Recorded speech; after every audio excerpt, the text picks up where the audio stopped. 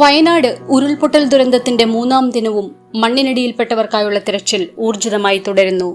സ്ഥിതിഗതികൾ വിലയിരുത്താൻ മുഖ്യമന്ത്രി പിണറായി വിജയൻ സർവകക്ഷി യോഗത്തിനു ശേഷം വയനാട്ടിൽ സന്ദർശനം നടത്തും. മരണസംഖ്യ 276 എന്ന കണക്കുകൾ പുറത്തുവരുമ്പോൾ 240ഓളം പേരെ ഇനിയും കണ്ടെത്താനുണ്ടെന്നാണ് റിപ്പോർട്ടുകൾ സൂചിപ്പിക്കുന്നത്.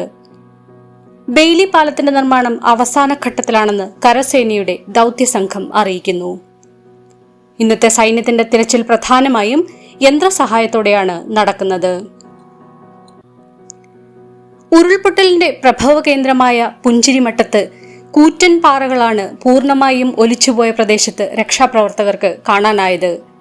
വീടുകളുടെയോ ആളുകളുടെയോ അവശിഷ്ടങ്ങൾ പോലും കാണാനില്ലെന്നും പ്രദേശമൊന്നാകെ മണ്ണ് മൂടിയിരിക്കുകയാണെന്നും അവർ പറയുന്നു.